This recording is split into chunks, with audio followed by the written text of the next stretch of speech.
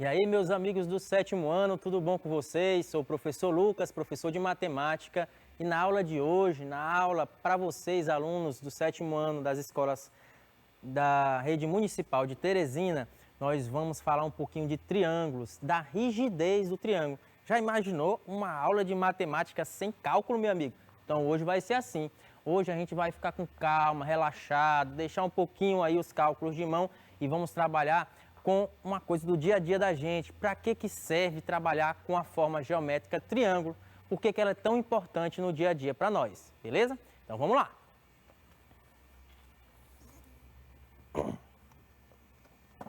Então olha aí. Qual é a habilidade? Comparar triângulos com outros polígonos a fim de verificar sua rigidez, sua força, sua estabilidade, né? E reconhecer a importância dos triângulos em construções de estruturas arquitetônicas.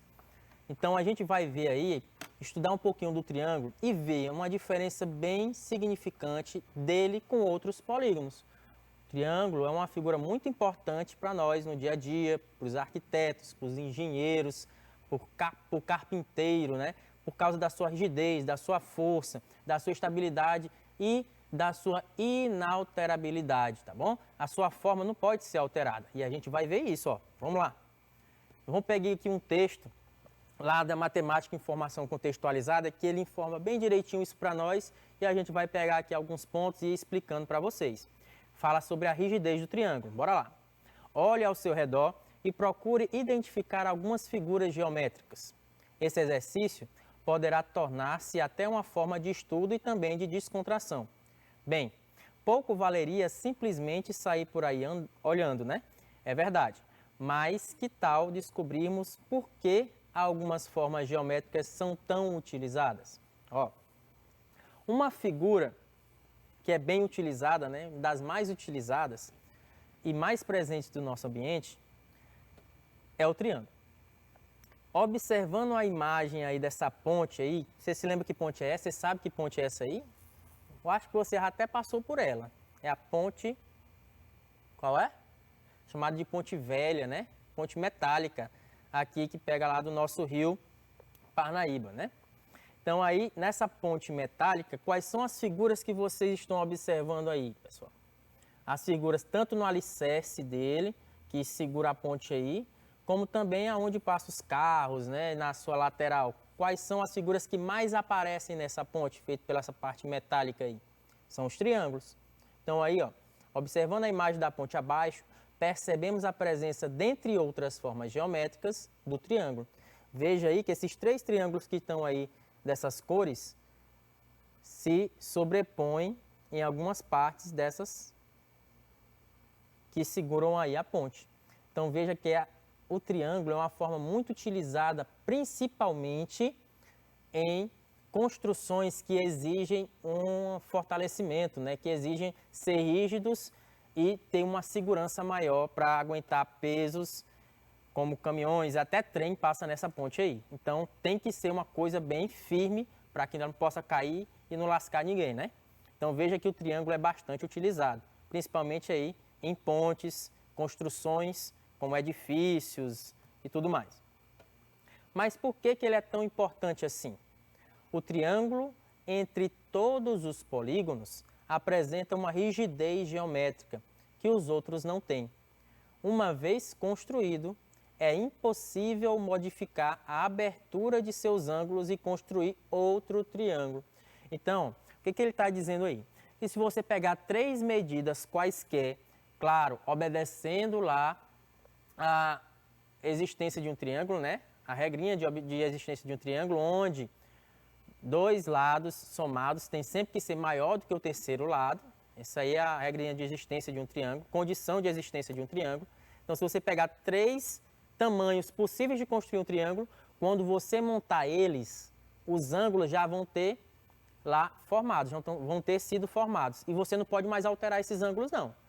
Então, uma vez formado um triângulo, não dá mais para alterar os seus ângulos, tá bom? Então, por isso que ele é tão rígido, ele é inalterável. Então, olha aí esse exemplo, eu botei aí três segmentos de retas e a partir desses três segmentos de retas eu vou formar um triângulo. Olha aí, eu vou começar do lado maior. Vou levar para lá. Vou levar esse verde também. E esse azul. Pronto, formei um triângulo. Então perceba aí, ó, que ele é uma figura geométrica simples, mas que é rígida, é firme e não pode mais ser alterado. Como é que eu posso ver isso, professor? Você mostrando assim, eu não consigo entender. Por que eu não posso alterar? Me mostre aí um exemplo que faça com que eu veja que esses três segmentos formam esse triângulo e só ele. Bora ver. Vou pegar agora, começando do lado menor, vou formar outro triângulo, desse lado direito. Comecei do lado menor, pegar agora o segundo maior, que é o verde, e vou pegar agora o maior. Pronto, formei outro triângulo? Formei não. Perceba, pessoal, que apesar de ele estar aí, ó, rotacionado, só fiz girar ele de um lado. Ele é o mesmo triângulo do outro. Olha a prova aí, ó. Vou girar ele um pouquinho e vou levar para esse triângulo primeiro que eu fiz. E veja que vai coincidir. Os ângulos serão os mesmos. Ou seja, vai ser o mesmo triângulo com as mesmas medidas. Então, ele permaneceu inalterado. Olha aí. Vou girar ele e levar lá para o primeiro triângulo. Quando eu fiz isso, coincidiu, ó. Está do mesmo tamanho. Então, perceba, pessoal, que você pode pegar essas medidas e tentar montar de várias formas, mas vai formar o mesmo triângulo. Não importa qual é a posição que ele esteja, mas vai ser o mesmo triângulo, ok? Então, não dá para alterar os seus lados. Diferente dos outros polígonos. Diferente. Veja o que acontece agora quando eu quero fazer com outro polígono. Por exemplo, eu fazer com um quadrado. Diferente do triângulo, outros polígonos podem manter as medidas de seus lados e alterar a medida de seus ângulos. E isso é muito complicado, pessoal. Por quê? Porque já pensou você construir uma casa de uma forma, por exemplo, aí, retangular, onde as hastes são retangulares, tá bom? E eu alterar o seu ângulo, bate um vento forte aí, uma tempestade, bate bem na quina da casa e a casa cai. Então, isso é muito perigoso, principalmente nessas construções que exigem uma segurança maior. Então, por isso que o triângulo é importante, porque não tem como você alterar a medida dos seus ângulos, diferente de outros polígonos, como a gente vai ver agora. Olha aí, eu peguei agora só este lado aí que está de azul, tá bom? Então, eu vou pegar e montar um quadrado com todas essas medidas. Olha o que acontece. Peguei aqui, montei esse primeiro lado, segundo, terceiro e o quarto montando esse quadrado.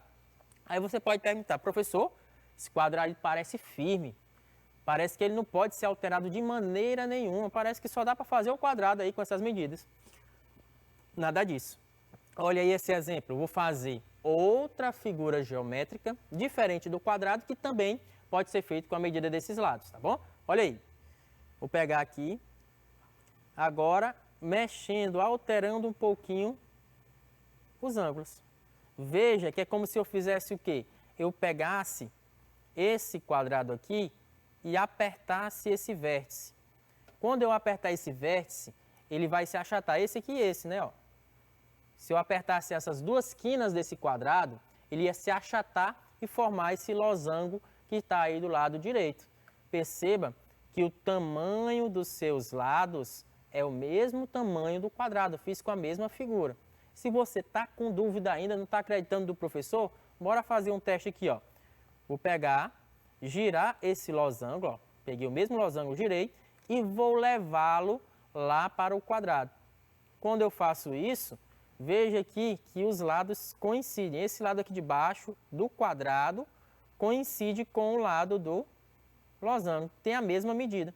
Mas o que acontece? A figura não se sobrepôs uma em cima da outra. Elas foram alteradas os ângulos dessas figuras. Então perceba aqui, ó, que eu coloquei do lado errado. É como se fosse achatado nesses dois vértices aqui, ó. Esse aqui do lado esquerdo e esse outro aqui que forma essa diagonal, né? Quando eu achatar esses dois lados, forma justamente esse losango aqui que é a parte interna.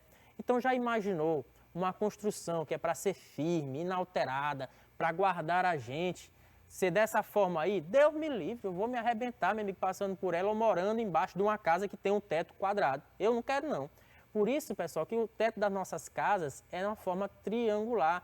Tem lá aquelas madeiras, que nós vamos já falar delas, onde ela forma um triângulo que é mais seguro, mais firme, mais rígido. Por isso que não é formado de quadrados. Porque se bater aqui, meu amigo, um ventinho nessa quina aqui, ó, uma tempestade, ou o moleque jogar uma pedra grande aqui assim, ó, vai alterar o ângulo e a casa vai cair para o lado, vai pender para um lado e vai acabar causando um acidente, beleza?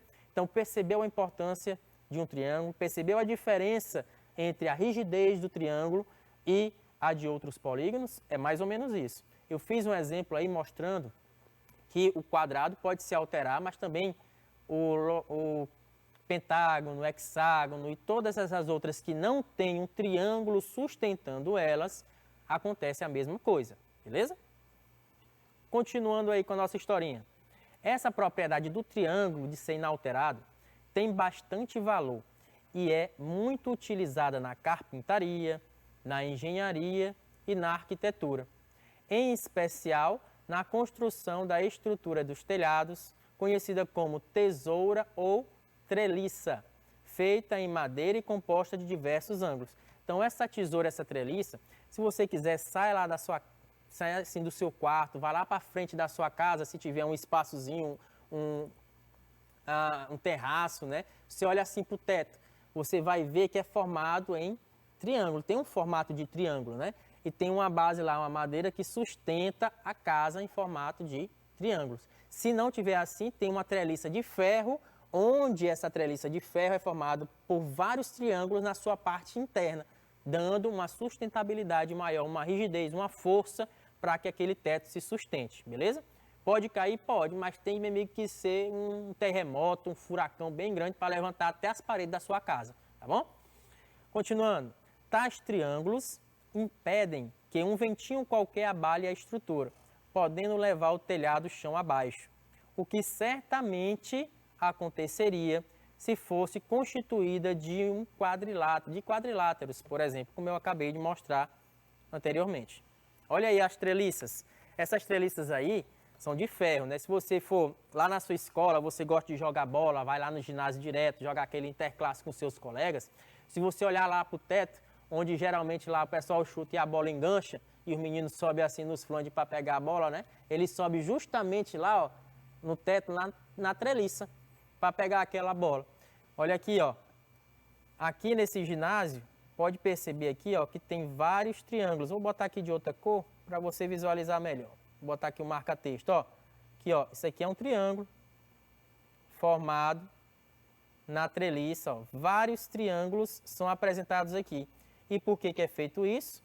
Porque uma vez soldado, né, no caso aqui eles são soldados ou utilizando parafusos, quando eu construir esses triângulos aqui, meu amigo, pronto, não dá mais para alterar, então vai ficar firme e ele não vai mais desmontar o teto aí desse ginásio.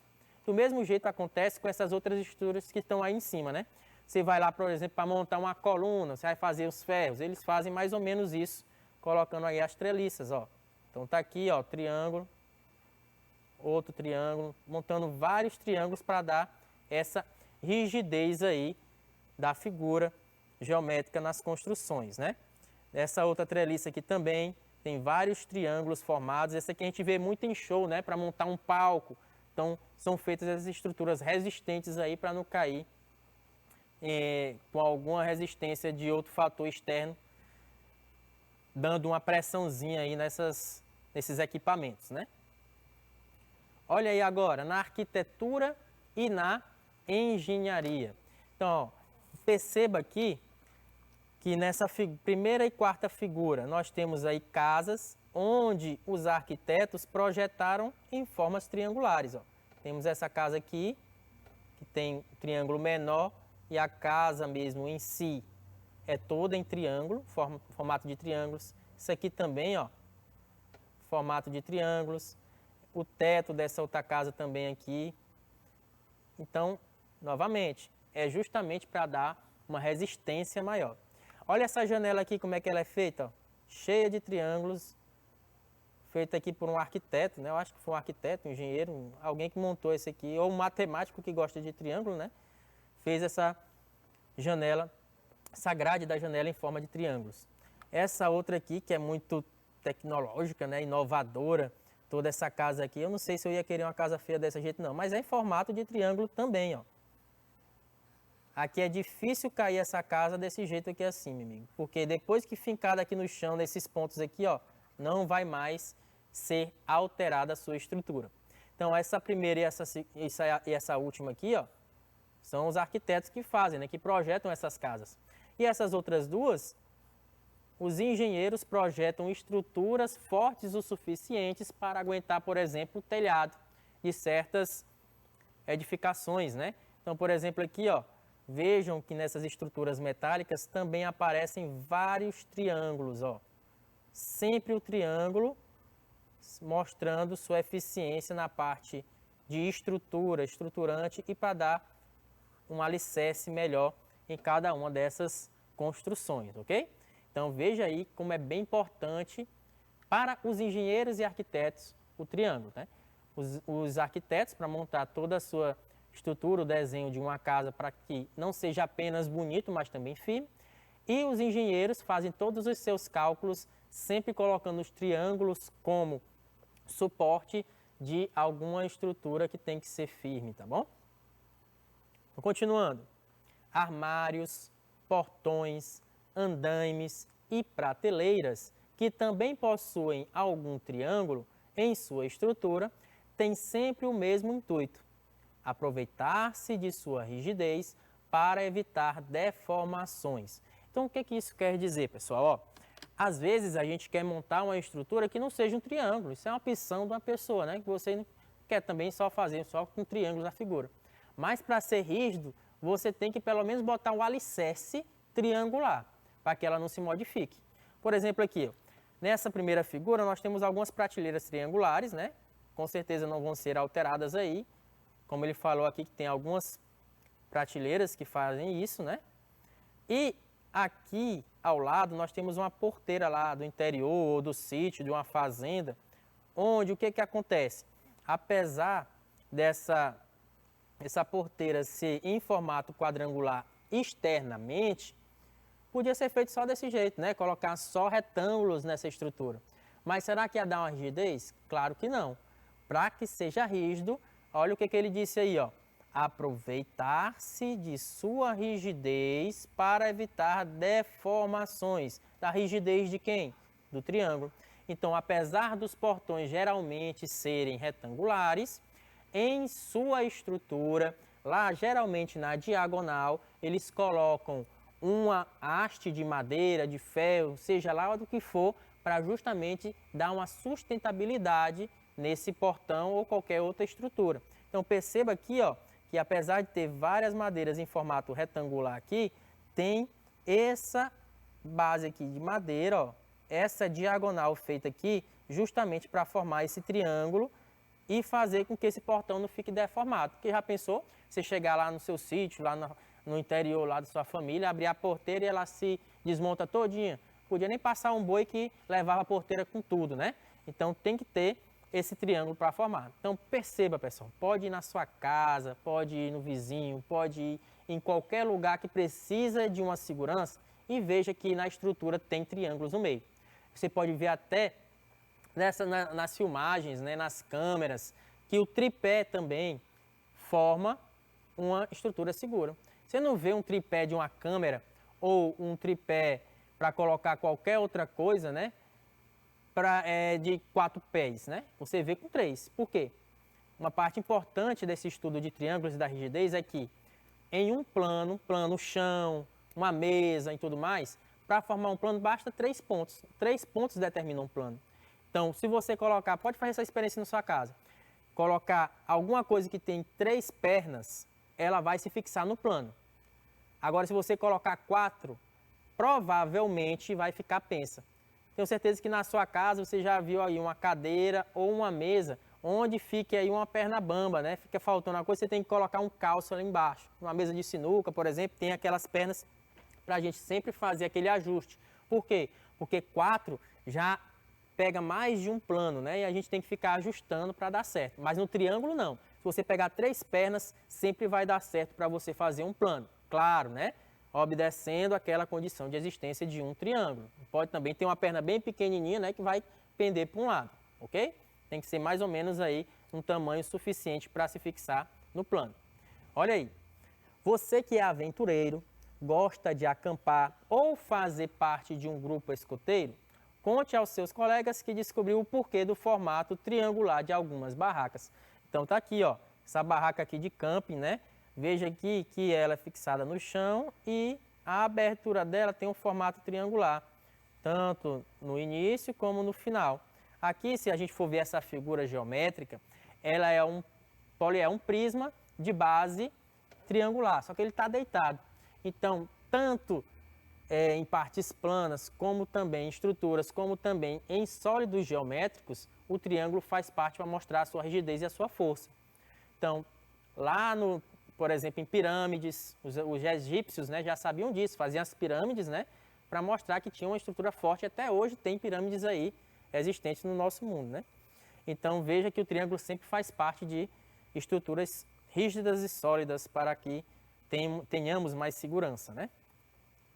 Agora, se você ainda não está totalmente confiante em toda essa rigidez, faça o seguinte, faça a seguinte experiência.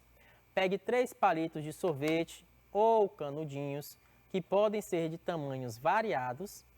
Em seguida, prenda os palitos com tachinhas e tente mover os lados dos triângulos. Realmente não é possível. Ó, se ligue só numa coisa aqui ainda, ó. Presta atenção. Quando eu falo para você pegar 3 que podem ser de tamanhos variados, nós temos que obedecer à condição de existência de um triângulo. Qual é ela? Bora revisar um pouquinho. Agora eu vou ter que entrar no cálculo, né? Não tem jeito para professor de matemática. Qual é a condição de existência de um triângulo? Que a soma, uma delas, né? A soma de 2 lados desse triângulo tem que sempre ser maior que a medida do terceiro lado. Então, por exemplo, quando você for fazer essa sua experiência em casa, você tem que ter uma noçãozinha que você não pode pegar um muito menor do que os outros 2 lados, né? Por exemplo, aqui você vai pegar 3 hastes, aqui, aqui e essa aqui maior, né? Aí você pega essa aqui que é de 3 centímetros, essa aqui de 5 centímetros e essa aqui de 10 centímetros. Vai dar certo? Não vai. Por quê? Porque se você pegar e somar essas duas aqui, 3 mais 5 dá quanto? Eu vou até tirar isso aqui que parece o símbolo de maior que, né? Então, se você somar essas duas aqui, vai dar quanto? 3 mais 5 dá 8. 8 é maior que 10? Não, não é maior do que o terceiro lado. Então, isso aqui já não dá certo com esses valores, tá bom? Então, você pega valores de tamanhos iguais, né? Medidas desses palitos de tamanhos iguais, ou você pega da forma da condição de existência que a gente já estudou em triângulos, onde a soma de 2 lados tem que ser maior do que a medida do terceiro lado. Por exemplo, se eu pegasse esse 3 centímetros que eu acabei de falar, os 5 centímetros, e pegasse outro palito de tamanho de 7 centímetros, daria certo. Por quê? Porque se eu pegar 3 mais 5 é igual a 8, é maior do que 7. Se eu pegar o 3 mais o 7, vai dar 10, que é maior do que o 5. E se eu pegar, falta aqui o 5 e o 7, né? 5 mais 7 dá 12, que é maior do que o outro lado, que é quem? O 3. Então, ó, 3 mais 5, maior do que 7. 3 mais 7, maior do que 5. 5 mais 7, maior do que 3. Então, a soma de 2 lados quaisquer desse triângulo é maior do que a medida do terceiro lado. Então, tem que ser assim para dar certo, tá bom? Então, faça essa sua experiência em casa. Eu vou fazer aqui só para você ter uma ideia de como é que funciona essa rigidez do triângulo, tá bom? Então, vamos aqui, ó. Venha comigo para você ver quais são os elementos, quais são os materiais que você vai usar em casa para você fazer essa experiência, ó. Olha aqui, ó, para mim. Veja aqui, ó. Eu tenho, por exemplo, um palito aqui de picolé. Palito de picolé, só que está pintado aqui, eu acho que de azul, de roxo, não sei o que não, acho que é azul. Tem esse palito de picolé e você procura em sua casa, claro, com a ajuda do seu pai, da sua mãe, para você não se machucar, né? Uma tachinha ou um percevejo, ou alguma coisa, mas que não pode ser para você, uma fitinha para você colocar, não. Você tem que furar o seu palito aí para coincidir com o vértice de outro palito lá, tá bom? Com a pontinha, ponta com ponta, tá bom? Vamos lá, Tati, mostrar aqui para mim. Olha aqui, ó. Tem que pegar o palito e uma tachinha, alguma coisa que perfure esse palitinho, ó. Tá bom? Então, fazendo isso, você vai montar um triângulo com medidas iguais ou diferentes, não importa. Olha aqui o que eu fiz. Montei esse triângulo pegando 3 medidas iguais, nesse caso, fazendo um triângulo equilátero. E nesse triângulo aqui, ó, eu peguei e coloquei as taxinhas nos vértices desse triângulo, furando, tá bom? Não é colocando uma fitinha aqui para amarrar, não. Não seja preguiçoso, não. Faça com calma que vai dar certo. Então, aqui, ó, eu montei esse triângulo. Perceba, pessoal, ó, que se eu pegar esse triângulo aqui, ó, e bater nele, ele não vai se modificar, ele vai ficar rígido, ó. Não tem quem faça ele modificar os seus lados, os ângulos desse triângulo. Então, perceba que ele é rígido, ele é forte, ele não se modifica, ele permanece inalterado. Então, faça isso em casa que você vai ver que o triângulo é uma figura forte, tá bom? Diferente dos outros polígonos. Olha o que é que acontece quando eu fiz agora com um quadrado. Ó, peguei aqui um quadrado e fiz a mesma coisa, com medidas de lados iguais, né? Que fica mais fácil para mim, eu não preciso cortar nada. Então, tá aqui o quadrado. Esse quadrado, ó, ficou torto aqui, ó. Nem pedi para ele ficar torto aqui, ó. Pronto, tá feito aqui um quadrado bem feitinho, onde eu coloquei as taxinhas segurando os lados desse quadrado. As taxinhas são os vértices, os palitos são os lados do quadrado. E a parte interna aqui, ó, tá formando ângulos de 90 graus, tá bom? Agora, o que que acontece se eu pressionar um desses vértices? Olha aí, ó. Se eu pegar aqui a caneta, ó, não vou nem fazer força não, só empurrar um pouquinho. O que que acontece com um desses vértices? Ele vai, quando eu pressionar, os ângulos vão ser alterados. Perceba agora que antes era 4 ângulos de 90 graus e agora permaneceu aqui, ó, alterei e ficou 2 ângulos agudos e 2 ângulos obtusos, beleza? Então veja, se eu tivesse uma casa com um teto desse jeito aqui assim, meu amigo, eu ficaria desesperado, que batesse um vento aqui, ó, pá, cair a casa. Caiu o teto da casa e a gente ia se machucar feio aí, né não? Então veja como é a importância do triângulo com a do quadrado, ó. Veja eles brigando aí para ver quem é que ganha. Quem ganha é o triângulo, beleza? Tranquilo? Mas, professor, se eu quiser montar uma estrutura que tenha retângulo, que tenha um quadrado, que não seja só de triângulo, pode? Para ser firme, pode. Só que você tem que colocar uma haste para segurar, geralmente na diagonal. Olha aí, olha esse aqui agora. Esse aqui, pessoal, é como se fosse a porteira lá do sítio, tá aqui pequeno, né? Mas é porque eu tive que cortar os palitos, né? Para fazer isso, para montar essa diagonal. Então aqui é como se fosse a porteira lá do sítio, do interior. É em formato retangular, mas para ele permanecer inalterado, agora aqui tá forte, ó, tá firme. Posso bater aqui que vai dar certo, ó. Então, para permanecer inalterado os seus ângulos, eu tenho que colocar essa hastezinha aqui na diagonal para que ele fique firme, fique forte, tá bom? Fique em segurança e os ângulos permaneçam inalterados.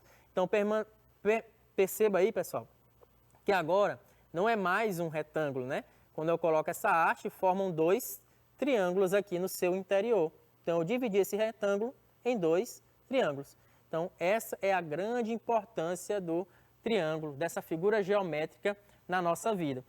Tanto ela faz com que permaneça rígido certas figuras geométricas, certas construções, como também mostra que ele dá uma força, uma rigidez, uma segurança maior em edifícios grandes, em pontes e todas essas construções arquitetônicas que nós vemos por aí, ok?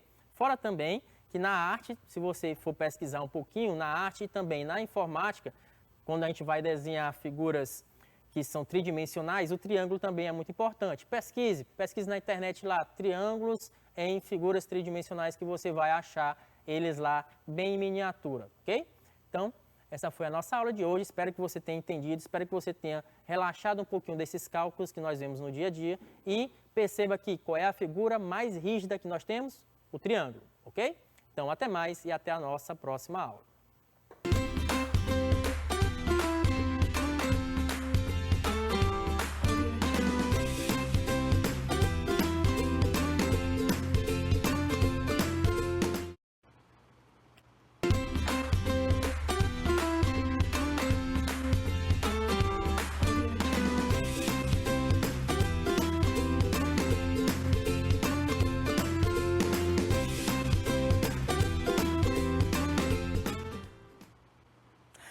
E aí, gente, estou de volta, professor Vitorino Rodrigues, mais uma aula de língua portuguesa, tá? Conto mais uma vez com a atenção de vocês, com a audiência de vocês, tá certo? Peguem material, lápis, borracha, caneta, tudo ao seu alcance, anote todas as dúvidas e leve ao seu professor, ao professor da sua escola. E eu reforço, é importante fazer as atividades. É fazendo as atividades que a gente consegue fixar melhor o conteúdo, a gente consegue entender melhor, desenvolver melhor cada habilidade que é trabalhada aqui em cada aula que vocês assistem aqui pela TV. Tudo bem? Eu posso contar com a dedicação, a disciplina, o esforço de vocês? Então vamos lá. Vamos trabalhar a nossa habilidade de hoje. Mas qual será a habilidade? Qual será o gênero? Eita, que esse professor parece que fala só do mesmo gênero. A gente vai continuar falando sobre a carta aberta. Mas vamos trabalhar a informação implícita. A propósito, vocês lembram, nós já estudamos essa habilidade em várias aulas. O que é uma informação implícita?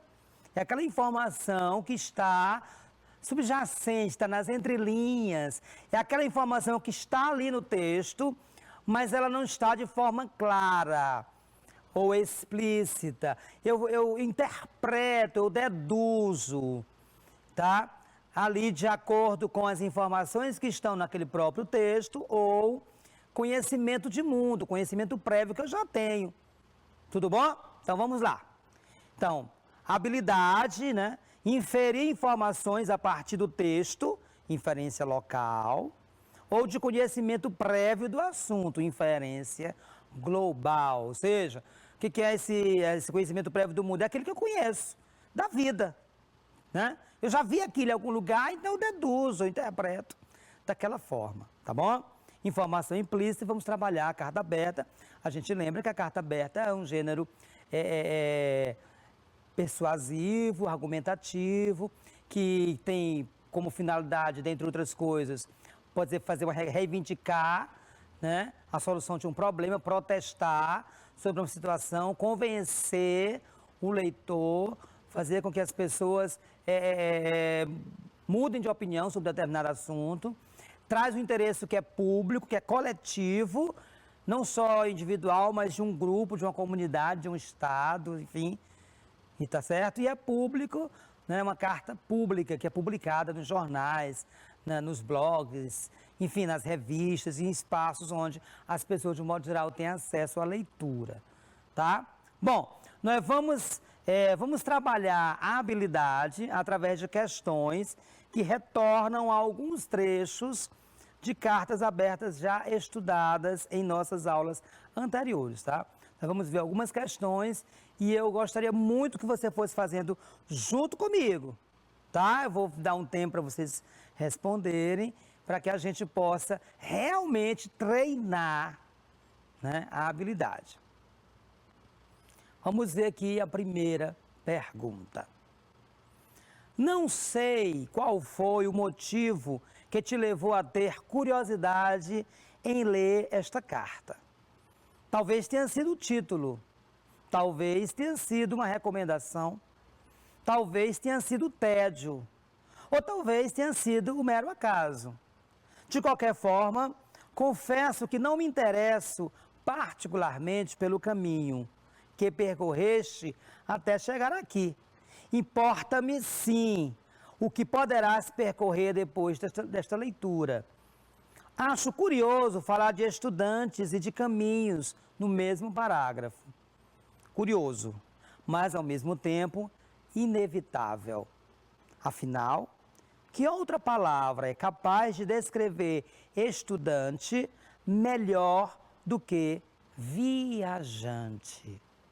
Bom, sobre o texto acima, podemos inferir que o estudante é um viajante, porque vive no mundo da lua, ele conhece o mundo através dos livros, não consegue se fixar em um único lugar, não consegue se concentrar em suas atividades. Qual desses itens aí vocês marcam? Vamos ter um tempinho para vocês pensarem melhor? Né?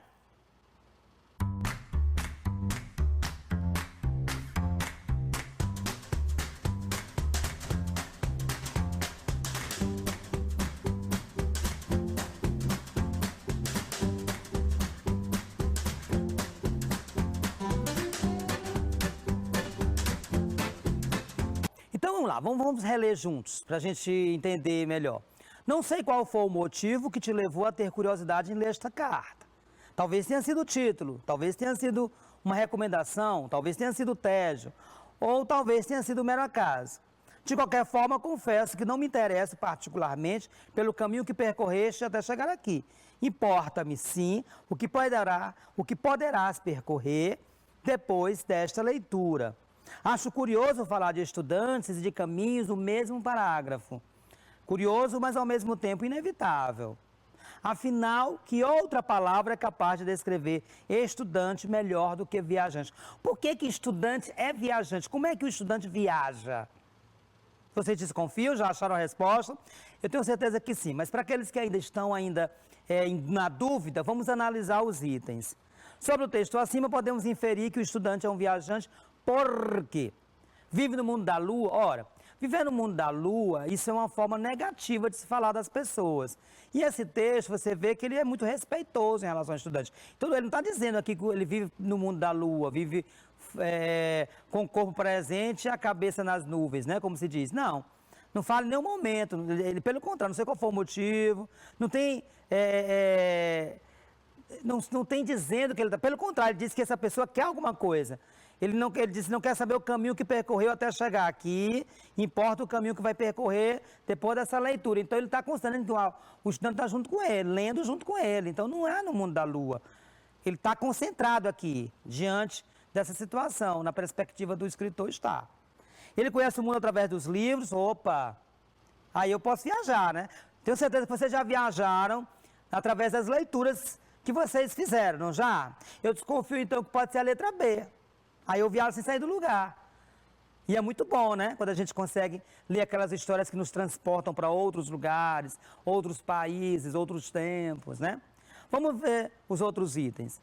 Não consegue se fixar em um único lugar? Não, porque também é outra questão negativa. E o texto não traz uma abordagem negativa do estudante. Pelo contrário, traz uma abordagem positiva. Que o estudante é alguém que tem personalidade, que tem vida própria, que tem individualidades, tá? E que precisam ser respeitadas como tal. Não consegue se concentrar em suas atividades? Não. Também não. Então, a resposta correta realmente é a letra B. Ele conhece o mundo através dos livros. Tudo bom? Vamos agora para a nossa próxima questão. Bom, por vezes, não consegues lidar com esta vida de estudante por um motivo simples e que te é completamente alheio. Tu não és apenas um estudante, és um jovem. Isso não é um problema? Não, pelo contrário, é uma fase lindíssima e inesquecível da tua vida. O único problema é que há muitas coisas no nosso sistema de educação que se esquecem desse pequeno detalhe. Então, observe aqui, né, que o estudante, ele muito por vezes não consegue lidar com essa vida de estudante por um motivo simples. Quer dizer, além de ser estudante, ele é jovem, ele não está só estudando. Ele é um jovem, ele é um ser que está em construção, né? É um ser que tem sonhos, que tem sentimentos, não é verdade? E isso é um problema? Não, não, pelo contrário, é uma fase lindíssima, inesquecível da tua vida, não é um problema.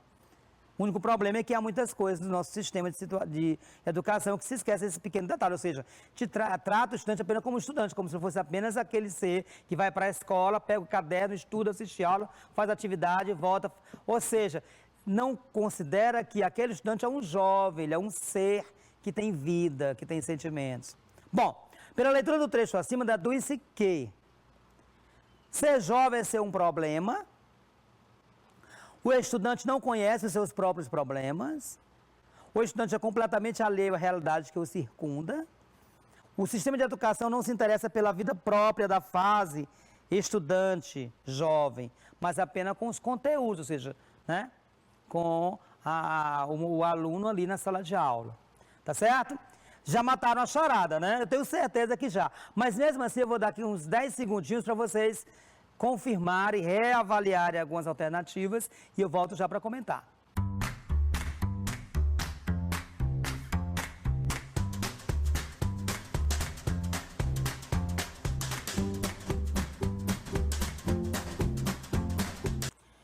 Bom, então, nós já vimos que o estudante, ele não consegue lidar com a vida de estudante porque ele é jovem também, quer dizer, além dele tem que dar conta da vida escolar, dos trabalhos, das atividades, mas ao mesmo tempo ele é jovem, ele quer sair, ele quer brincar, ele quer amar, ele quer, enfim, conhecer coisas, ele tem uma vida, né?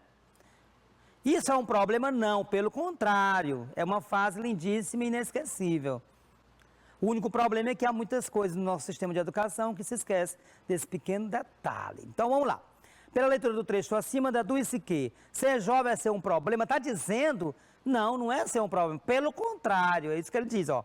Isso é um problema? Não, pelo contrário. Então não é um problema. Então a letra A está incorreta. O estudante não conhece os seus próprios problemas? Não, ele conhece sim. Seus problemas e suas virtudes. Entende? Ele se conhece sim. Ele é um ser humano como outro qualquer. E o texto não traz essa reflexão de que ele não conhece os problemas. Né? O estudante é completamente alheio à realidade que o circunda? Não, ele não é alheio, ele tem vida, ele vê tudo. Né? Aqui o texto também não traz essa referência. O sistema de educação não se interessa pela vida própria da fase estudante jovem, mas apenas com os conteúdos. Aí sim, olha ali, na última frase, o único problema é que há muitas coisas no nosso sistema de educação que se esquece desse pequeno detalhe. Qual é o detalhe? É que o estudante não é apenas um estudante, é um jovem. E ser jovem significa exatamente ser um ser em explosão, em sonhos, em sentimentos, né? E então, por isso que a resposta correta é a letra D. Ou seja, os estudantes estão sendo tratados pelo sistema de educação como apenas a pessoa que vai lá estudar, depositário de conteúdos. Está ali para fazer atividade, né? Copiar coisa, anotar coisa, estudar e tal, e não consegue perceber, né? Não consegue ser. Os estudantes não estão sendo tratados como seres humanos, né? Que têm suas individualidades, seus conflitos. 3. Enquanto é estudante, é esperado que seja capaz de definir equações cartesianas, ao mesmo tempo que, enquanto jovem, é esperado que tenhas a capacidade de definir a tua personalidade. Enquanto estudante, é te exigida uma análise demorada e cautelosa a excertos de Garrett, acerca de corações partidos. Então, observe que há uma cobrança aí no estudante capaz de definir equações cartesianas ao mesmo tempo, né? Quer dizer, ao mesmo tempo que jovem é esperado que tenha a capacidade de definir a personalidade, ou seja, essa questão burocrática do estudante, que é fazer as atividades de matemática, aqui cita a matemática especificamente, mas de um modo geral, os conteúdos ali, né? E o jovem que tem a capacidade de definir a sua personalidade, mas ele é jovem, está numa idade que está ainda se descobrindo, ó. Então ele não vai dar com essa personalidade totalmente definida, porque ele não está em construção ainda. No entanto, eles são cobrados como se já tivesse que ter, né, o jovem é cobrado, né, como que já tenha, para que ele já tenha uma personalidade definida, tá certo? É essa questão que está sendo tratada aqui no texto. Enquanto o estudante é te exigido uma análise demorada e cautelosa a excertos de Garrett, acerca de corações partidos. Quer dizer, quando estudante vai falar de corações partidos, ele ainda está começando a entender o que é o amor e ele já vai fazer análises de relações amorosas, de sentimentos mais complexos, né? Para alguém que não tem essa vivência ainda, que não experimentou esses sentimentos, né? É isso que ele está dizendo. Bom, segundo o texto, vamos ver as alternativas agora. Segundo o texto acima, espera-se do estudante apenas a capacidade de compreender conteúdos complexos. Os estudantes e os jovens não são compreendidos em suas individualidades, mas apenas como depositário de conteúdos. Estudante não tem maturidade para entender sobre sentimentos amorosos. Ser jovem é viver integralmente para os estudos matemáticos e literários. Então, qual é, dentre esses itens, aquele que está de acordo com o texto acima? Vamos lá, vamos ver a letra A. Espera-se do estudante apenas a capacidade de compreender conteúdos complexos. É isso que ele está dizendo? A pessoa defende isso? Não. Pelo contrário. Defende que o estudante é um ser. Ele tem personalidade, ele tem vida própria, né? Os estudantes e os jovens não são compreendidos em suas individualidades, mas apenas como depositário desculpa, de conteúdos. Pode ser, né? Vamos desconfiar dessa alternativa? O que vocês acham? Estudantes não têm maturidade para entender sobre sentimentos amorosos. Ele diz isso? Ser jovem é viver integralmente para os estudos matemáticos e literários. Olha, o que realmente está aí de acordo com o texto é que os estudantes e os jovens não são compreendidos em suas individualidades, mas como depositário de conteúdo. Quer dizer, ele quer que ele faça aí os cálculos matemáticos, os cartesianos, que ele faça a leitura aí de textos de Almeida Garré, que é um escritor português, quer dizer, que ele tenha esse domínio aí de conteúdo, né? Mas eles não são vistos na sua individualidade, no seu amadurecimento, naquele momento, né? A sua fase da vida, o grau, vamos dizer assim, de amadurecimento, que eles não estão preparados, por exemplo, para analisar determinados textos, né?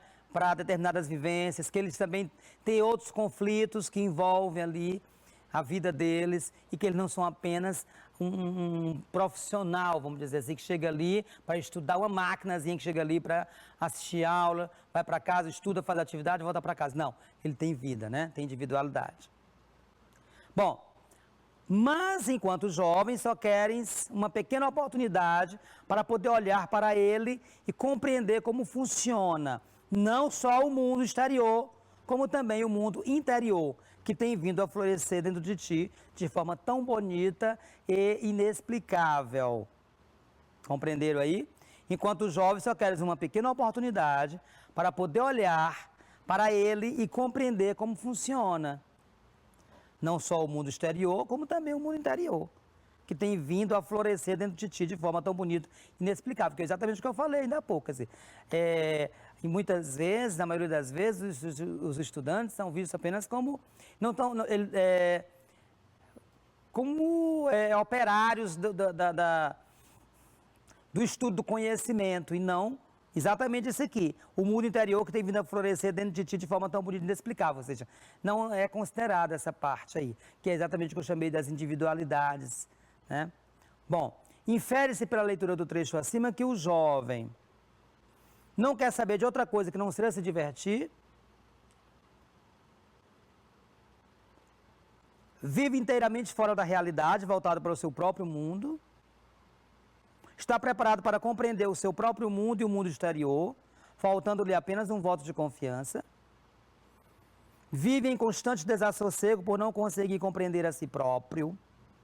Olha, observe que lá no topo, assim, na beira linha, diz assim, mas enquanto jovem só queres uma pequena oportunidade para poder olhar para ele e compreender como funciona.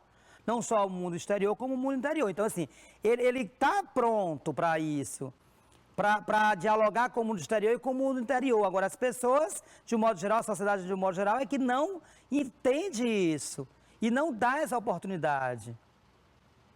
Está claro isso? Então, olha, infere-se pela leitura do trecho acima que o jovem não quer saber de outra coisa que não seja se divertir, não.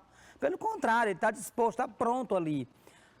Agora, muitas vezes não é respeitado, é tido como não, né? Não é valorizado, né? Não é dado a oportunidade para que ele possa desenvolver outras coisas, né?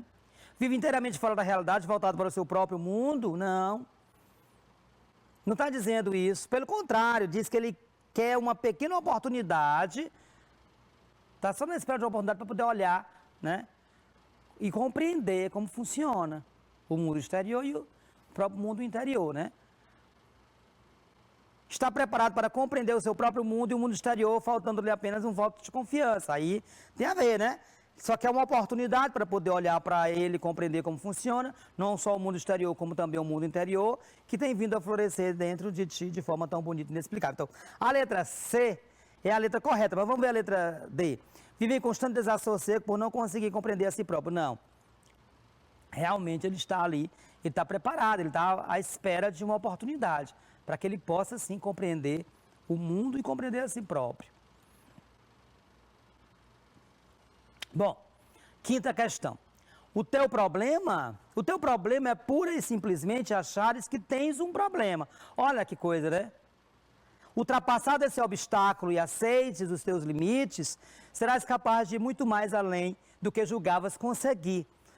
Como mencionei há pouco, o novo mundo está a surgir dentro de ti. E é natural que este pareça demasiado complexo para se encaixar na superficialidade que te rodeia. Então, olha, o problema é pura e simplesmente achares que tens um problema. Quer dizer, quando a gente potencializa, né, dá um zoom para o problema, ele fica grande demais. Então, relaxa, né? Ultrapassar esse obstáculo, assim, quando você percebe que não chega a ser um problema, tudo faz parte da vivência e de aprendizado, aceita os teus limites, será capaz de ir muito mais além do que julgavas conseguir. Né? Então, infere-se pela leitura do texto acima que os problemas na vida dos jovens são obstáculos muito profundos que devem ser tratados como tal. Os problemas estão apenas na nossa cabeça e entender isso significa superar-se e voar alto, né? Os problemas são impedimentos para que se pense em termos de futuro. Os problemas são limites que nos fazem refletir para então recuar. Então, o que vocês respondem aí? A primeira frase é: o teu problema é pura e simplesmente achares que tem um problema. Então vamos lá, essa é a chave para você responder o Ida. Vamos lá.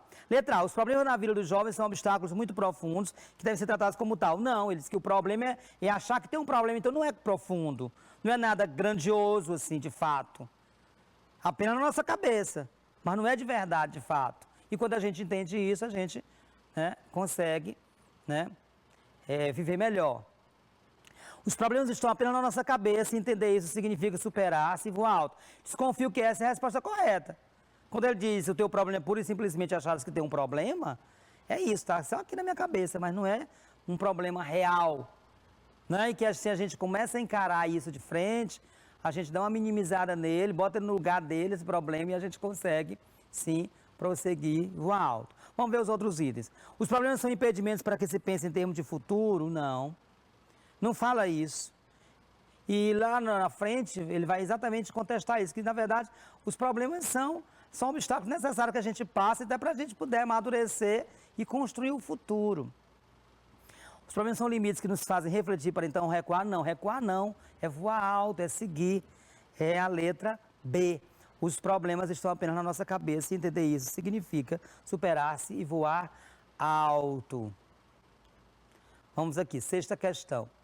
Os teus sonhos e as tuas ambições, a tua complexidade e as tuas asas, talvez os testes não sejam capazes de as reconhecer agora, mas não as cortes por isso. Elas permitirão ao futuro brindar-te com momentos maravilhosos que te farão olhar para trás e compreender que tudo isto valeu a pena. É certo que não é nada fácil alimentar o presente tumultuoso com um futuro eventualmente feliz. Mas está provado que tu és bem capaz de aceitar grandes desafios. Aceita só mais este, pois pode fazer-te muito bem. Bom, está implícito no trecho acima que os testes não são capazes de avaliar a complexidade dos estudantes. Os estudantes não estão preparados para seguir para as séries seguintes. O autor não vislumbra um futuro promissor aos estudantes. Os estudantes não gostam de ser desafiados. Então, o que a gente pode, o que a gente entende aí? Qual item aí vocês marcaram? Ou se não marcaram, marque aí rapidinho aqui junto comigo. Olha, os teus sonhos, as tuas ambições, a complexidade, as tuas asas, talvez os testes não sejam capazes de as reconhecer agora, mas não as cortes por isso. Né? Existe muita coisa na vida da gente, na nossa vida, que não cabe nos testes, não cabe numa sala de aula, não cabe numa vida escolar. Porque cabe na nossa vida, no dia a dia, no cotidiano, na nossa vivência, né? Elas permitirão ao futuro brindar-te com momentos maravilhosos que te farão olhar para trás e compreender que tudo isso valeu a pena. É certo que não é nada fácil alimentar o presente tumultuoso com um futuro eventualmente feliz, claro, não é mesmo? Mas está provado que tu és bem capaz de aceitar grandes desafios, quer dizer, você tem capacidade para isso, está pronto para isso. Aceita só mais este, pois pode fazer isso muito bem. Então vamos lá. No trecho acima está implícito, os testes não são capazes de avaliar a complexidade dos estudantes. Na primeira linha, os teus sonhos, as tuas ambições, a tua complexidade, as tuas asas, talvez os testes não sejam capazes de as reconhecer agora. Então a letra A, né, com certeza está de acordo com o texto. Ó. Vamos ver a letra B. Os estudantes não estão preparados para seguir para as séries seguintes. Não traz nenhuma abordagem sobre esse aspecto. Pelo contrário, diz que o estudante é bem capaz de aceitar grandes desafios, quer dizer, ele está sempre pronto para muitas coisas. Muitas vezes são tolhidas, são cortadas, né? Não são respeitadas essas potencialidades. O autor não vislumbra um futuro promissor aos estudantes, também não coloca. Se ele é capaz de aceitar grandes desafios, então ele tem um futuro, sim. Os estudantes não gostam de ser desafiados, não há essa referência no texto. Eles estão capazes de aceitar grandes desafios. Então, eles, com certeza, pelo contrário, os estudantes, de um modo geral, gostam de ser desafiados, né? Então, realmente, a letra A, os testes não são capazes de avaliar a complexidade dos estudantes. Vamos lá, 7ª. O que é que fazes? Como é que superas toda essa realidade afinal? Simples, sonha. Vê cada um dos dias difíceis como uma oportunidade de tornar o futuro mais simples. Constrói cada barreira, uma ponte e uma janela, para que possas olhar para trás e relembrar-te do que superaste. Acredita em ti, reconhece o teu valor. Afinal, há valores muito mais importantes do que os que aparecem no cabeçalho das folhas de teste. Quantas pessoas além de ti se podem orgulhar de os ter? Então tem muitos valores que não cabem numa prova, não cabem numa vida escolar. São valores que cabem na nossa vida, no dia a dia, tá? Então o texto vai trazendo essa reflexão, né? E aí, bom, vamos ver agora, no trecho acima, o autor defende que, o que a gente pode entender aí? Letra A, os dias difíceis vividos tiram a capacidade de simplificar o futuro. É isso? As barreiras são necessárias para que se ponha o pé no chão e compreender suas impossibilidades na vida. Não há valores mais importantes do que aparecem nos testes. Acreditar em um futuro melhor é a forma de superar as dificuldades enfrentadas no dia a dia, transformando-as em aprendizado. Então vamos lá. O que a gente responde aqui? O que é que fazes? Como é que supera toda essa realidade afinal? Simples, sonha. Vê cada um dos dias difíceis como uma oportunidade de tornar o futuro mais simples. Quer dizer, cada dia difícil é um aprendizado, é uma base para que eu possa construir um futuro mais simples. Eu estou aprendendo, estou me desenvolvendo, né? Constrói sobre cada barreira uma ponte, uma janela, né? Para que possas olhar para trás e relembrar do que superaste.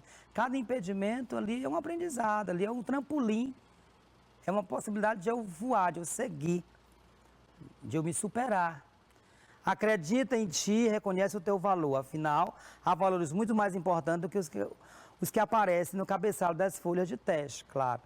Quantas pessoas além de ti se podem orgulhar de os ter? Então vamos lá.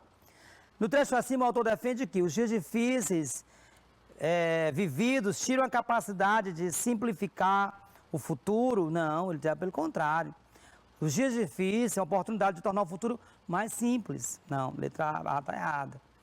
As barreiras são necessárias para que se ponha o pé no chão e compreender suas impossibilidades da vida. Não, impossibilidades não. As barreiras são janelas que se abrem, são aprendizados para se construir um futuro. Possibilidades novas. Não há valores mais importantes do que os que aparecem nos testes, não, pelo contrário. Há valores muito mais importantes, ele diz ali, né, na penúltima linha. Acreditar em um futuro melhor é a forma de superar as dificuldades enfrentadas no dia a dia, transformando-os em aprendizado. Muito bem. Letra D. Quando eu acredito no futuro melhor, eu sonho, eu crio perspectivas, aí é uma forma de superar essa dificuldade que a gente está vivenciando, ok? Bom, a gente vai encerrar por aqui a nossa aula, tá certo? Espero que vocês tenham trabalhado junto comigo, tenham lido junto comigo, analisado cada item e tenham compreendido. Mas se tem dúvida, leve ao seu professor no WhatsApp, na sala virtual e tire todas as suas dúvidas e façam as atividades, porque aí vocês fortalecerão esse aprendizado. Bacana? Muito obrigado por mais essa audiência, por estar comigo aqui mais uma vez. Fiquem bem, fiquem com saúde e até a nossa próxima aula. Tchau, tchau.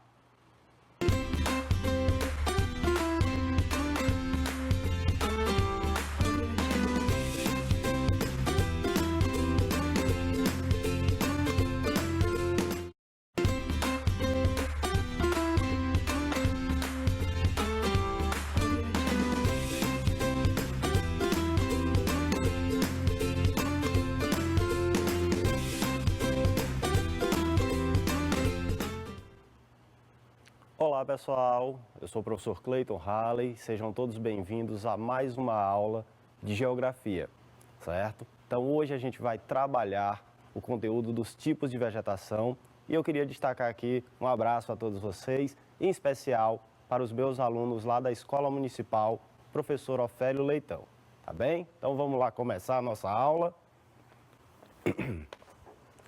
Então pessoal, como eu disse a vocês, hoje nós vamos falar dos tipos de vegetação.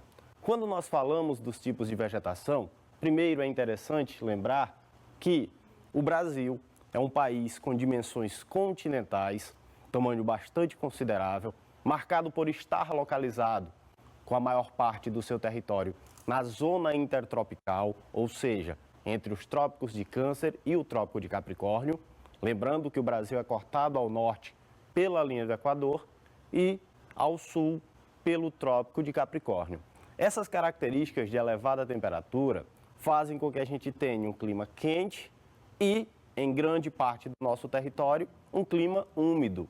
Essa associação de temperatura e umidade garantem ao país uma grande diversidade biológica. Sendo assim, a gente começa falando disso.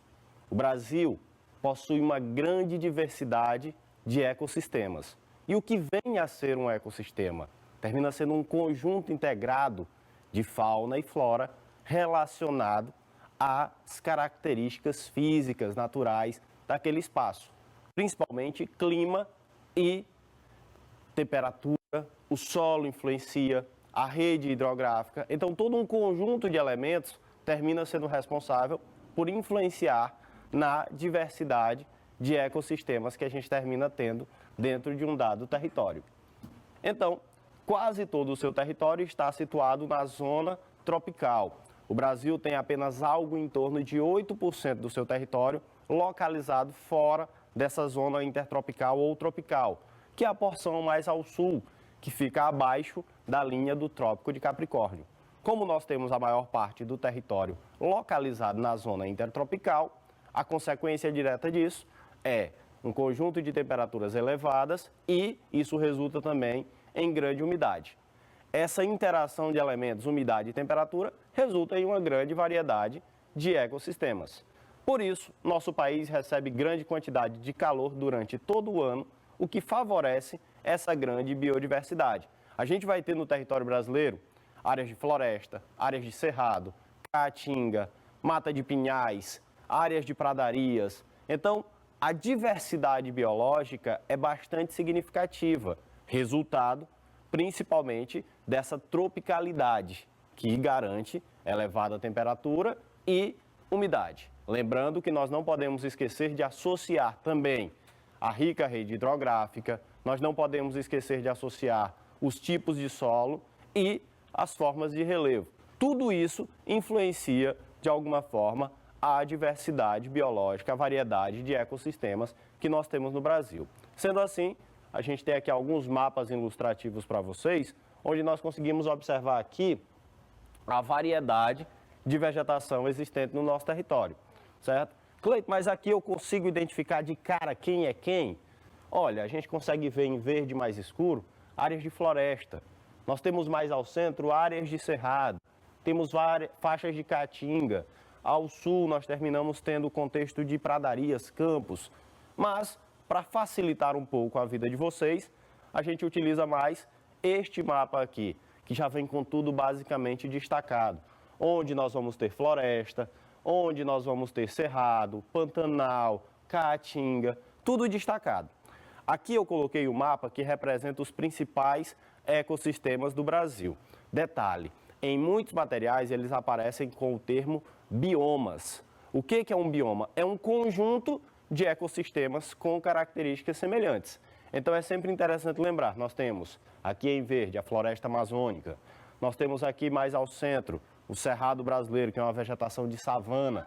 Quando se fala de savana, a gente lembra muito do contexto da savana africana, marcada por leões, girafas, zebras. Nós temos a savana no Brasil. Nós não temos as mesmas espécies animais, mas em características vegetacionais, o tipo de vegetação é muito semelhante. Temos a caatinga, que muita gente termina associando esse termo a outras coisas. Caatinga significa mata branca, certo? Que aí termina sendo o resultado das características climáticas do sertão nordestino. Temos a Mata Atlântica em roxo, vegetação bastante devastada, desde os primórdios da colonização do Brasil. Mais ao sul, nós temos a nossa mata de araucárias, que é a mata de pinheiros brasileira. E no extremo sul, nós terminamos tendo a vegetação de campos, chamados de pradarias ou pampas, certo? Temos também um ecossistema bem significativo, que é o Pantanal, que ocorre principalmente no Mato Grosso e Mato Grosso do Sul, marcado por ser uma faixa de transição que envolve diversos outros ecossistemas. Além dessas, nós vamos ter outras vegetações, mas não de tão grande destaque, como Mata dos Cocais, certo? Ou Zona de Cocais. Temos vegetação litorânea marcada principalmente por restingas e manguezais, que a gente vai conhecer daqui a pouco, de fato, o que é cada uma dessas vegetações. Então, a variedade biológica, a variedade de ecossistemas do território brasileiro é bastante significativo. Não esqueçam, o Brasil é um país com dimensões continentais.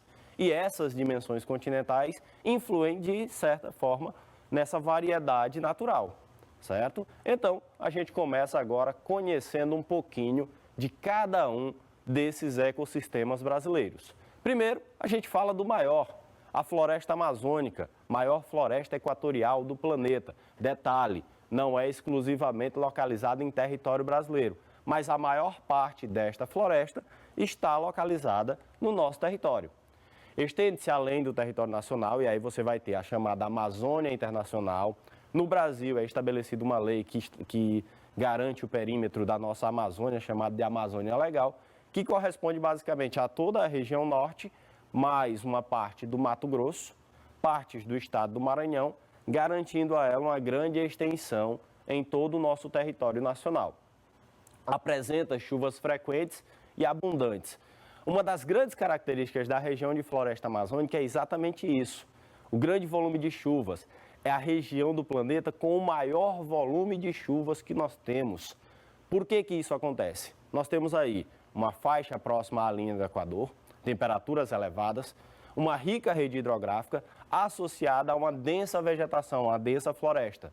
Todo esse conjunto de características termina sendo marcado por um processo intenso de evapotranspiração. Cleiton, o que é isso? Quando nós falamos de evapotranspiração, nós terminamos tendo um processo de evaporação normal por conta da temperatura, a água evapora, e a vegetação densa também associada a essa grande temperatura, essa elevada temperatura, vai sofrer um processo de transpiração, vai liberar umidade. Tudo isso termina se condensando, formando nuvens e se precipitando, caindo na forma de chuvas. Por isso chove muito nessa região. E aí isso contribui para o desenvolvimento mais significativo da vegetação.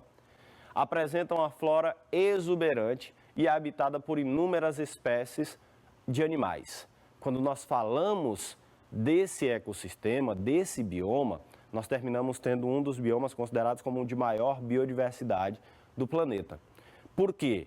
Nós hoje conhecemos um número de espécies até significativo, mas estamos longe de conseguir catalogar, identificar todas as espécies presentes no ambiente amazônico. Então, essa variedade termina sendo bastante marcante. Para vocês terem uma ideia da riqueza da biodiversidade desse ecossistema, ele apresenta até o momento 1,5 milhão de espécies vegetais identificadas. E isso aí corresponde a basicamente 30% das espécies existentes naquele ambiente. Ou seja, ainda falta muito para ser conhecido.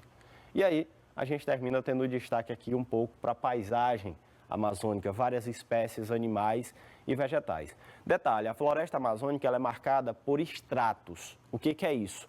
Ela vai ter uma divisão de camadas. Você tem a mata de igapó, a mata de várzea e a mata de terra firme. O que é a mata de igapó? É aquela vegetação marcada por estar sempre inundada, ou seja, aquela que basicamente ocorre no ambiente de rios. Destaque para a Vitória Régia. Nós temos a mata de várzea. O que é a mata de várzea? É aquela vegetação marcada por inundações periódicas. Essas inundações periódicas terminam ocorrendo no período da cheia dos rios. E temos 90% da floresta marcado por mata de terra firme, aquela que nunca é inundada. Então, a gente termina tendo essa variedade.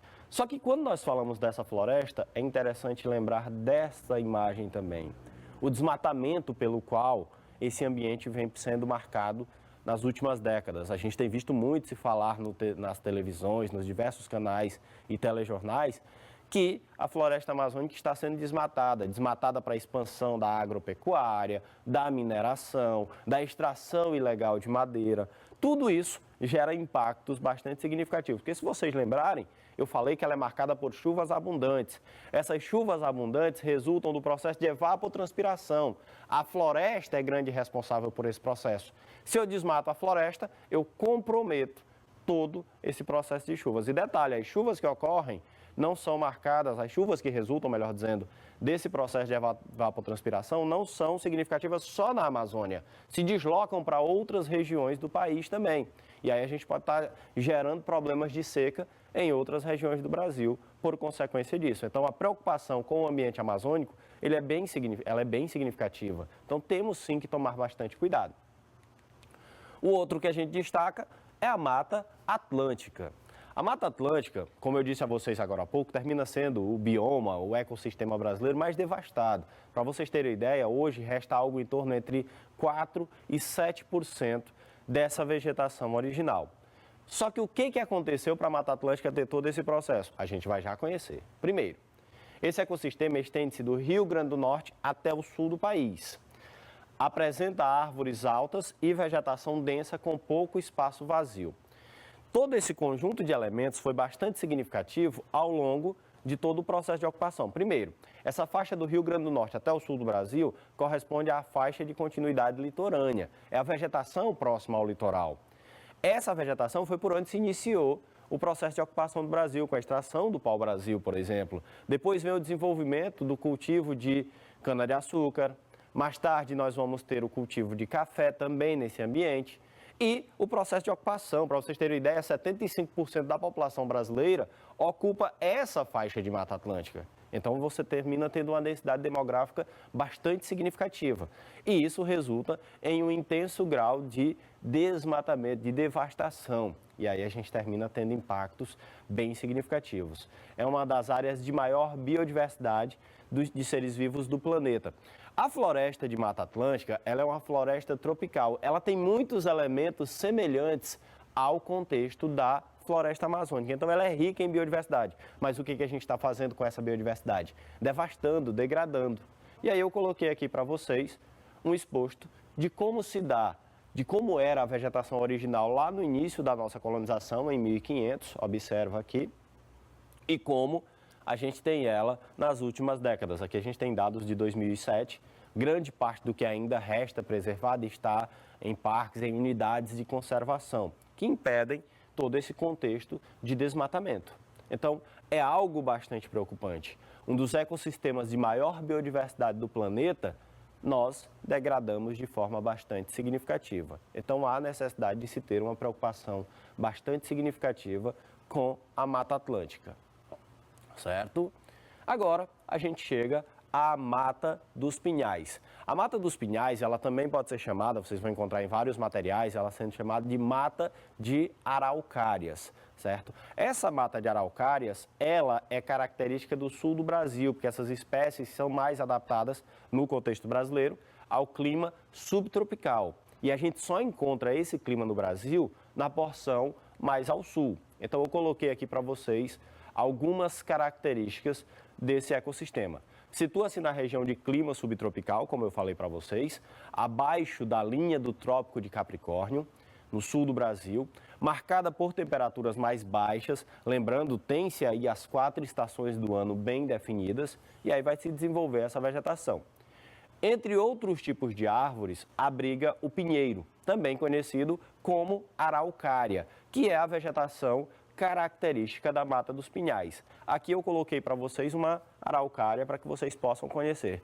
Muitas das questões trazem esta imagem sendo apresentada, certo? E aí você já sabe, ela é característica de áreas de clima subtropical, conhecida como Mata dos Pinhais ou Mata de Araucárias. Um ponto interessante, nós sempre devemos destacar que Cada um desses biomas que a gente vem falando, eles são marcados por um certo grau de devastação. A Mata dos Pinhais hoje, ela é marcada por só restar algo em torno de 10% da sua vegetação original. Por que só resta 10%? Primeiro, essa espécie, ela é propícia à extração de celulose. Celulose é usado na fabricação de papel. Então, grande parte foi desmatado para a obtenção dessa matéria-prima para a indústria de papel. Segundo, nós terminamos tendo destaque que nessa região você tem solos de grande fertilidade. Então, o que não foi desmatado para a produção de papel e celulose, foi desmatado para implantação de projetos agrícolas. Então, você termina tendo aí uma das vegetações mais devastadas do Brasil por consequência desse processo de expansão econômico, certo? Então, essa é a Mata dos Pinhais.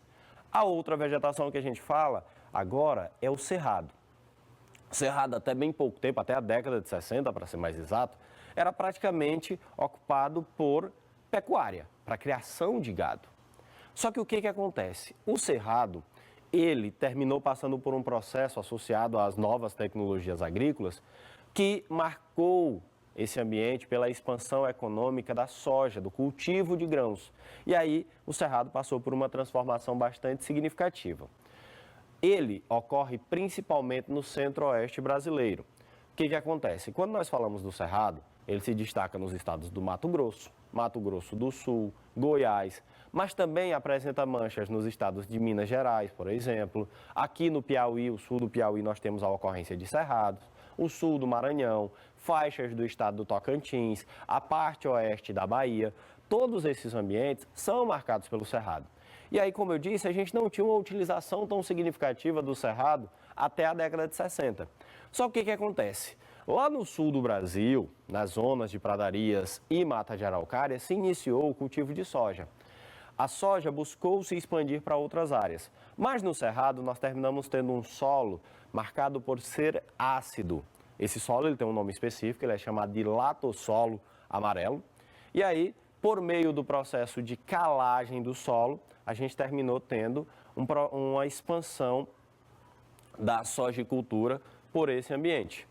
Desse modo, com essa expansão, o cerrado passa a se ter um grau de desmatamento bastante significativo. Só que quando nós falamos do ecossistema especificamente, ele é composto por uma vegetação que tem estratos, assim como a floresta amazônica. Esses estratos do cerrado, eles são conhecidos como campo limpo, campo sujo, cerrado típico e cerradão. Quais são as características de cada um deles? Primeiro, o campo limpo, ele é marcado basicamente pela ocorrência de gramíneas. Ele vai ter mais capim espaçado no chão. O campo sujo, você termina tendo a ocorrência de gramíneas associado a arbustos. O cerrado típico mistura tanto o campo limpo, que aí é a questão das gramíneas, a presença dos arbustos e árvores esparçadas. E temos, por último, o cerradão, marcado principalmente pela ocorrência de arbustos e árvores. Desse modo, essa vegetação ela tem uma característica bem marcante. Ela geralmente é marcada por troncos tortuosos, retorcidos, e a vegetação termina tendo cascas grossas. Isso por conta principalmente da acidez e da ocorrência de incêndios naturais associados às características climáticas. Detalhe, esses incêndios naturais eles não são de todo prejudiciais para esse ecossistema, porque eles favorecem a deposição de nutrientes no solo e aí garantem o desenvolvimento dessa vegetação nesse ambiente de cerrado. Aqui, assim como eu coloquei para vocês da Mata Atlântica, eu também destaquei em relação ao cerrado. Aqui a gente termina tendo a distribuição original da vegetação de cerrado, mostrando os estados que eu havia apontado para vocês. Mato Grosso do Sul, Goiás, lembro, o destaque é na região centro-oeste, mas também com ocorrências em Minas Gerais, Bahia, Tocantins, Piauí e Maranhão. E olha como é que está o cerrado após o início do século XXI, bastante degradado. E a atividade responsável por essa degradação é o cultivo de grãos. Para vocês terem ideia, hoje praticamente 90% do cerrado está ocupado por esse tipo de cultivo agrícola. Então, a gente termina tendo um grau de degradação bastante significativo. É positivo para o Brasil do ponto de vista econômico, porque lembra, a soja é um dos principais produtos que o Brasil vende na economia mundial. Mas, em consequência, a gente termina perdendo o ecossistema. E detalhe, uma informação bem significativa, o Cerrado, junto com a Mata Atlântica, formam os 2 hotspots brasileiros. O que é um hotspot? É uma área marcada por espécies endêmicas e bastante degradado. Mais uma informação, o que é uma espécie endêmica? É uma espécie vegetacional que só se adapta a dado ambiente. Ela não consegue se desenvolver em outros ambientes. Então, são prejuízos ambientais bastante significativos, em consequência, em detrimento dessa expansão econômica no contexto brasileiro. Agora, a gente fala da caatinga. A caatinga é uma vegetação basicamente exclusiva do território brasileiro. Existem alguns autores que tentam associar a caatinga a uma vegetação de estepe. Só que ela não é uma estepe, por quê? Porque ela não é uma vegetação campestre, ela é arbustiva arbórea. O que acontece? Estepes são vegetações campestres com o clima semiárido. Aqui nós temos o clima semiárido, mas a vegetação não é campestre. O nome caatinga, que muitas vezes vocês associam a outras coisas, é um nome de origem tupi-guarani e significa mata branca. Por que ela tem essa característica? Porque, devido às características climáticas do sertão nordestino, que é onde essa vegetação se desenvolve, que lembra, a caatinga se localiza em maior parte na região nordeste, você termina tendo o clima semiárido, marcado por um longo período de estiagem. Essa estiagem termina fazendo com que se tenha uma vegetação adaptada às características climáticas. E aí, a adaptação é que se desenvolveu aí uma vegetação chamada de xerófita. Essa vegetação xerófita é aquela adaptada a longos períodos de estiagem. No caso da caatinga, marcada por cactáceas, que aí você tem o mandacaru, xique-xique, plantas espinhentas, que terminam conseguindo acumular grande quantidade de água, e aí resistindo a longos períodos de seca. E as caducifólias. O que é uma vegetação caducifólia, Cleiton? É a vegetação que perde as folhas em uma dada estação do ano. No caso, a vegetação caducifólia da caatinga, ela perde as folhas no período de estiagem. Por que ela perde as folhas no período de estiagem? Para não perder umidade e aí conseguir resistir a todo esse período. E aí, como ela perde as folhas, ela termina apresentando essa característica esbranquiçada. Como eu disse, caatinga significa mata branca. Por quê? Quando ela perde suas folhas, no período de estiagem, fica aquela aparência esbranquiçada, acinzentada. Então, a gente termina tendo essa situação. E aqui, uma imagem bem típica. Observa que nós temos aí um bodezinho no meio da vegetação, porque é uma espécie que se adaptou muito bem a esse ambiente. Hoje, um dos maiores rebanhos caprinos que a gente tem no Brasil está nessa região de clima semiárido. Então, destaque para a caatinga. Cleiton, você falou de impacto ambiental em todos os biomas. Na caatinga tem? Tem. E detalhe, é consequência do sertanejo em muitos dos casos. Não é a única causa, mas um dos grandes problemas da caatinga é o que nós chamamos de agricultura itinerante de subsistência, que nós conhecemos popularmente como roça. Esse modelo, ele é baseado na derrubada, que aí no interior se chama de broca, e na queima da vegetação. Faz-se isso para limpar o terreno e depositar nutrientes no solo. Em todo esse processo, a gente termina tendo a deposição de nutrientes no solo, mas ao mesmo tempo a gente queima a camada superficial desse solo. Quando aqueles nutrientes que foram depositados se esgotarem, a gente vai ter consequências bastante significativas. E aí, por isso, itinerante, você termina tendo que se deslocar de uma área para outra à medida que esse ambiente vai sendo desgastado. Detalhe, da caatinga nós só temos hoje algo em torno de 20% da vegetação original. Agora nós chegamos às nossas formações campestres, os campos, bastante característicos do sul do Brasil, certo? Terminam estando associados ao clima subtropical, é a vegetação mais ao sul do país, certo? E terminam sendo conhecidos como pampas, porque você termina tendo áreas de planícies, e aí esses pampas remetem a áreas planas. Quando nós falamos dele, há o predomínio de gramíneas, são áreas de campos de pastagem natural, onde a gente termina tendo destaque para todo esse cenário de vegetação, onde praticamente não ocorrem arbustos e nem árvores, e no Brasil, bastante utilizado para a pecuária. Por quê? É um campo de pastagem natural, onde você termina tendo umidade significativa por conta das 4 estações do ano bem definidas, e aí você consegue criar gado de forma bastante significativa. Bastante degradado, principalmente pelo pisoteio gerado por esse gado, que aí compacta o solo e gera problemas como a arenização. Então a gente termina tendo consequências bastante significativas. Aqui está a ocorrência dele, detalhe, não é só no Brasil, ocorre em áreas também da Argentina, do Uruguai, partes do Paraguai também. E temos o Pantanal mato-grossense. No caso do Pantanal, como eu disse, ele é uma faixa de transição, localizada no centro-oeste do Brasil. É a maior planície alagável do planeta, termina-se tendo destaque para toda essa situação, tá?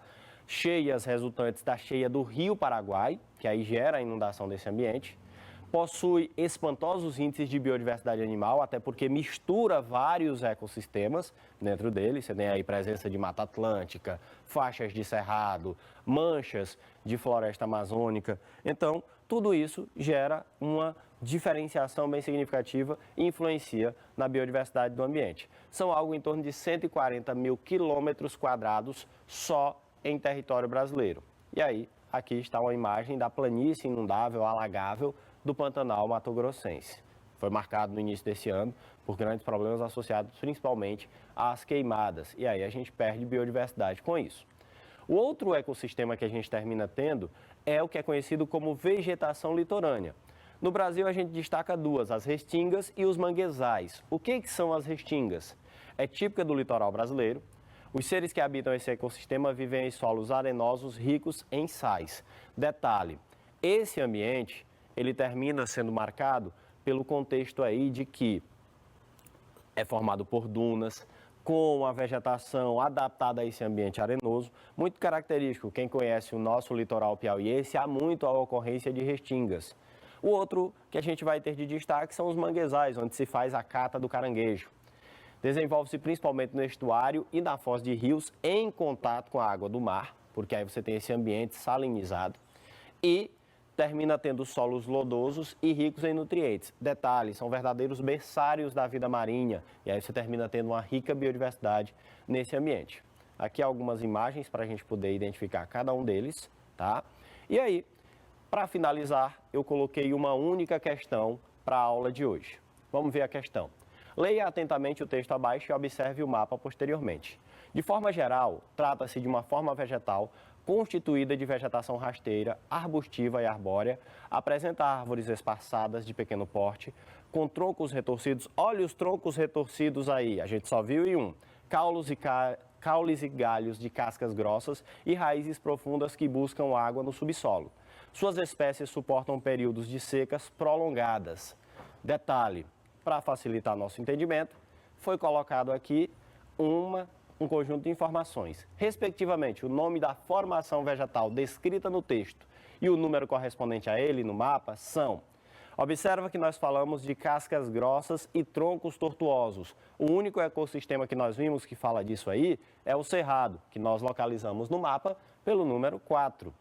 Nós temos floresta amazônica com 1, cerrado com o 4, caatinga com o 5, campos. E a nossa resposta correta, como eu havia colocado para vocês, é o cerrado, identificado pelo número 4. Sempre que se falar de cascas grossas e troncos tortuosos no contexto brasileiro, em relação aos diversos ecossistemas, nós estaremos falando do cerrado. O 1 é a floresta amazônica, mas não foram as características dadas. E aí, sucessivamente, nós vamos ter aí que vocês podem voltar lá na imagem do nosso primeiro mapa, no livro de vocês, vocês também conseguem encontrar essas informações e aí vocês conseguem verificar quem é cada um desses ecossistemas. Desse modo, a gente chega ao final da nossa aula. Espero que tenham aprendido, espero que tenham gostado. Um abraço a todos.